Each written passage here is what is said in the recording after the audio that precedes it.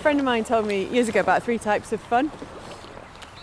Got type 1 fun, which is where you're in the moment, you are loving every second, having a fantastic time, things could not be better, love telling the tale afterwards. Type 2 fun is pushing it a little bit more, pushing your limits maybe, a few uncomfortable moments, but in the main you're still enjoying it. But you know, by the time you get to the pub at the bottom, you'll be like, yeah, that was amazing, want to go again. And then there's type 3 fun. That took tough to a whole new level. Bit of a catalogue of disasters, really. I'm absolutely knackered. Today's going to be really, really hard. I've got to be more disciplined. An adventure wouldn't be an adventure if it all went to plan. I don't think I've ever had so many bruises. I need a wee. Straight from type 1 to type 3 fun. Oh, excuse me.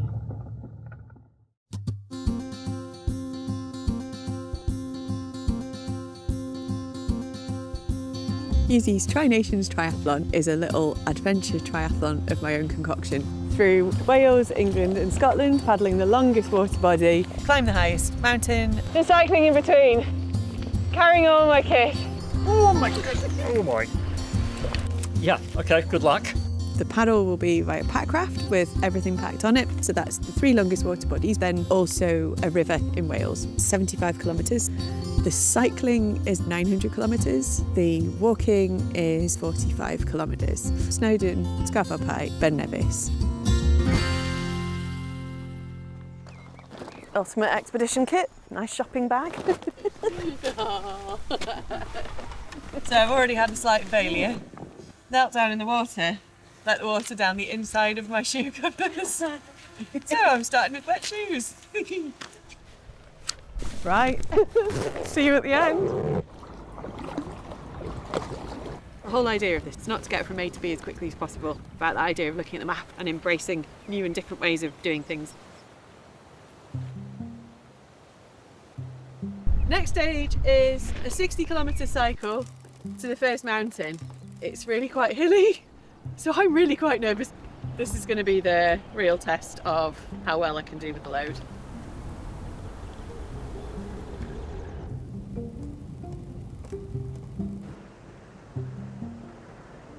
I'm carrying all this weight because I am entirely self-sufficient for the duration of this challenge. So I'm camping, I've got a one-man tent, sleeping bag, I've got a mat, and obviously I've got my raft and my paddles.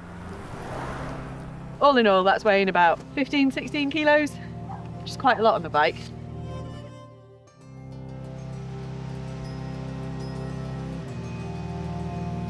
One of the things that I've really enjoyed doing over the last few years is trying to get people to challenge the perceived barriers and just say yes a little bit more. And one of the things that has been particularly gratifying is that some of the things I've done, I've had feedback from people, they've thought, oh actually, if Claire can do it, so can I. And so I kind of set something that I think maybe I can do, and then I'll add a 10% difficulty onto that, so I'm not quite sure, and that's where the challenge really is. And it's amazing how many times you can kind of achieve that.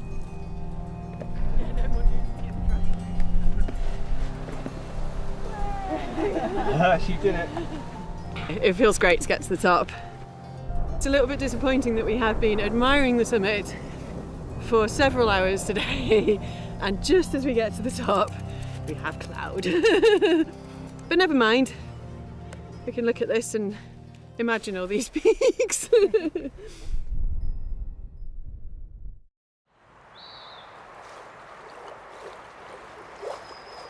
Day 2, cycling to Treffry. We're going to jump on the River Conway, and then I've got a 16-kilometre paddle through to Conway.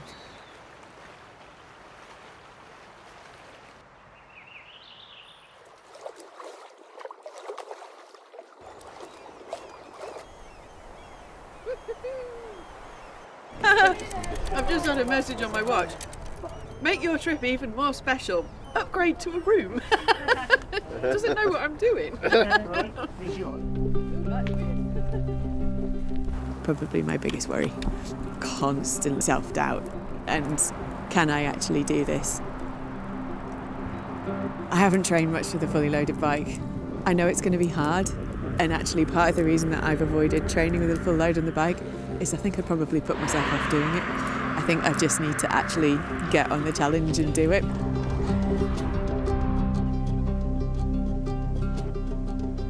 Good evening. Just tucking into dinner, and it's 11:15.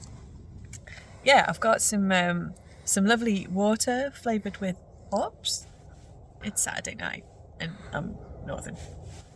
Here's to Wales. Little warm up. Really good night's sleep, actually. Really good. It was only 5 hours, but it was a quality 5 hours, so I feel quite refreshed. I really wasn't sure that I was going to make the full distance today because it's been a bit mega. Heading for the southern end of Windermere.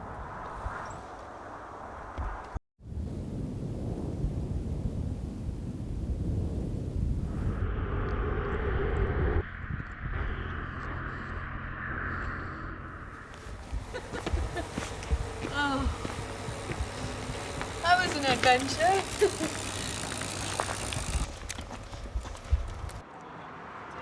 Feeling quite good apart from my derriere, which is feeling somewhat tenderised. But yeah, actually all right, which is another reason to just push on and get it done.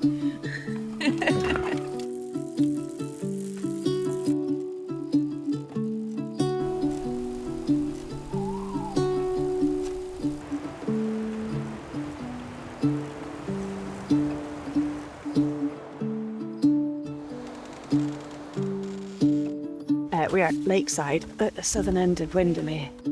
I am not going to be making a hot meal tonight. And I think tent up, head down, and a load of food in the morning. I'm excited.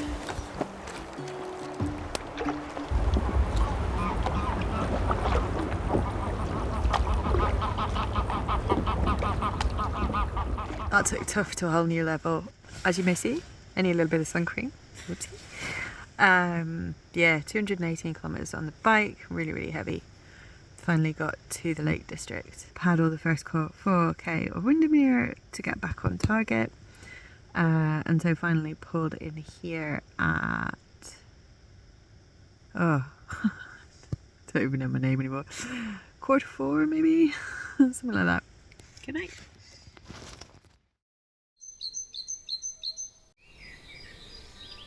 Just a little view around my campsite from night 3.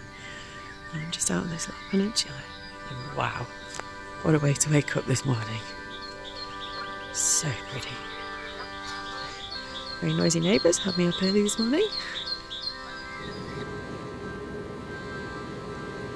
I had the rest of Windermere to paddle today. I think that was about 13 or 14 kilometres in the end. The first part was absolutely beautiful. It was so serene, it was so flat. But then after 20 minutes, when I realised I'd gone about a metre, I dipped rapidly straight from type 1 to type 3 fun.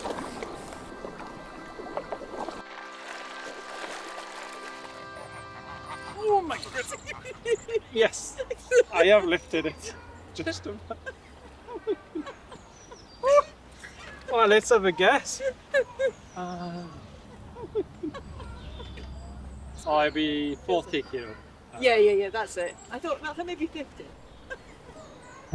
I love your boundless optimism.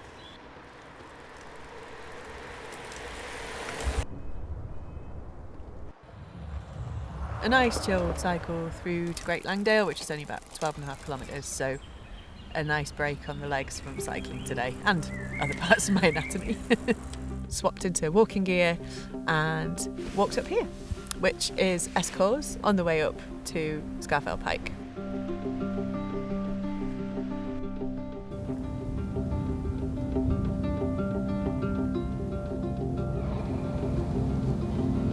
Adventure absolutely does not always have to be challenging. It doesn't need to be about beating yourself with a stick to be better than you were last week. It should be something that you look forward to and enjoy. And if you want that to be challenging and upping your heart rate, that's absolutely fine. But equally, if that's sitting watching a beautiful sunset, that's great too.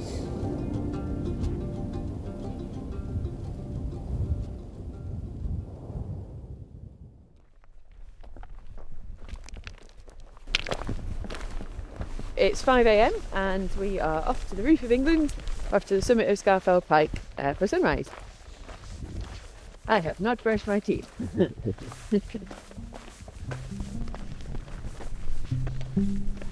2 years ago, I had a fall out walking in the snow. We'd been for a night away for my birthday, went for a 5-mile circular walk from the hotel, and I just slipped up on the moors. As you do when you hurt something, I kind of went to grab the thing that I'd hurt, and my foot was pointing very much in the wrong direction. I knew straight away I'd broken it. We rang the ambulance service. Because it wasn't life-threatening, it was going to be 2 or 3 hours before they could get to me. But the air ambulance intercepted the call because the wind chill was -14. If we'd waited for an ambulance, I would have lost my foot.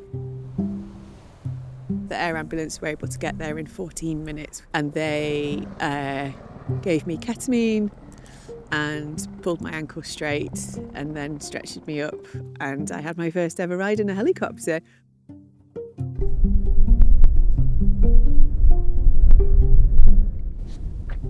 What are you checking, Claire? I was just seeing how much further we have to go, and I was also looking at the gradient, and actually, it's this rather pleasant, easy going for a bit. Whoa, God, it's fresh though. I'm raising money for the Great North Air Ambulance Service because I did not realise that they were a charity, and I find that crazy given what an essential service they provide. I mean, these guys can perform open heart surgery by the side of the road.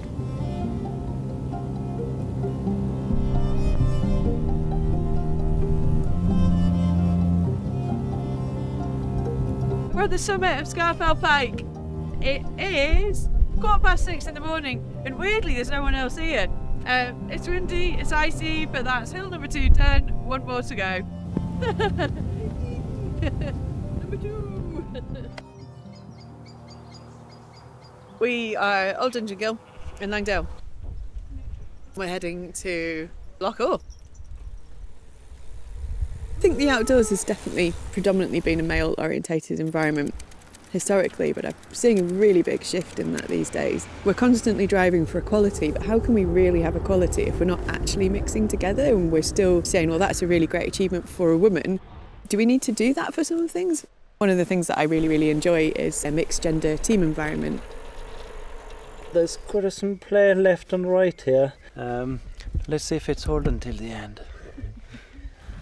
For evening meals, and because I'm camping and want to remain nice and flexible, I'm taking dehydrated meals so I can just add hot water and there's a hot meal. But then during the day, I'll be flexible to just stock up at local shops on the way past. Hot chocolate, ginger beer, macaroni pie, baby. A wrap for some chocolate. Blueberry scone with jam and cream, spicy pork noodles, Hot chocolate and a packet of crisps. a Snickers, 2 sandwiches, particularly good cake, macaroni pies, yay! Right, even I can manage this recipe. Have officially reached the halfway point, which is extremely exciting and requires appropriate celebration. Just the one, but it's going to taste so good. Tomorrow's big miles, big miles.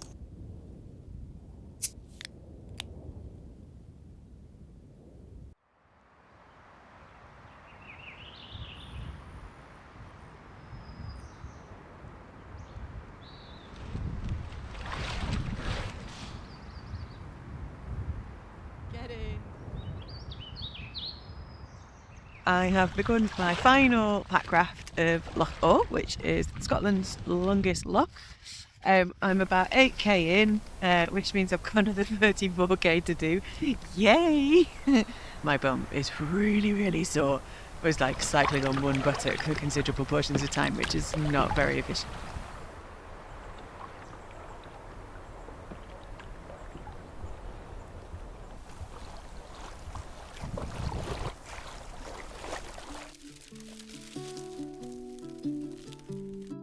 Call my website and my Facebook page Ordinary Girl Adventure. I think what I always like to make clear to people is that I'm pretty average. I'm not amazing high achiever at anything in particular. I'm north of 40, I've got chronic back issues, I've got an ankle full of metalwork these days. I love cake, I love beer, I love a good social life, and I'm not prepared to compromise those to become some full-time dedicated athlete. and I don't feel that I need to.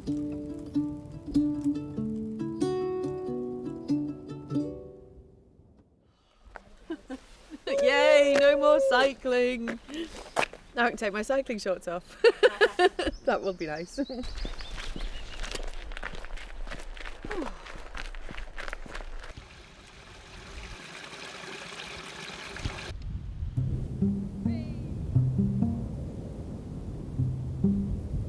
Okay, should we crack up onwards?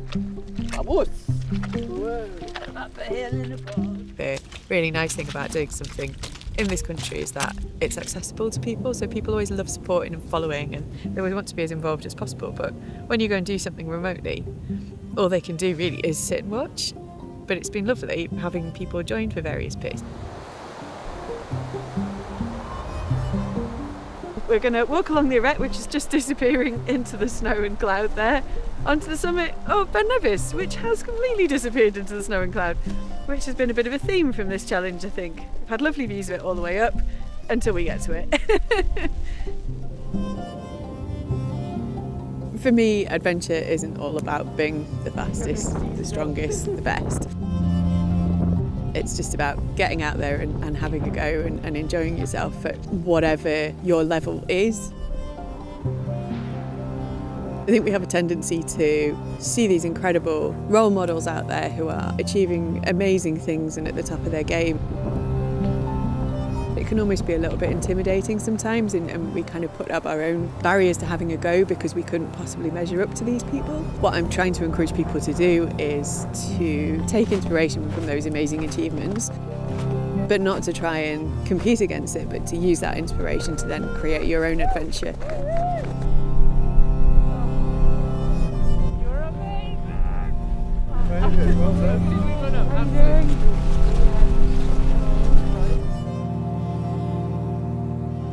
The nice thing about doing your own creative challenge is no one can tell me whether I've failed or succeeded. I've created the challenge.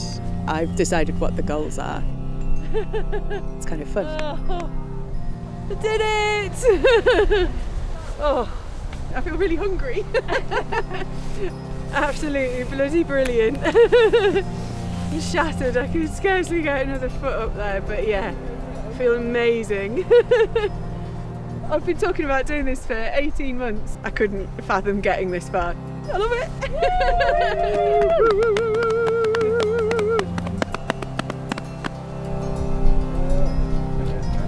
Are you going to have a rest after this? Yes, I've got a week back at work and then I've got a week's holiday cycling. I haven't told my bum yet.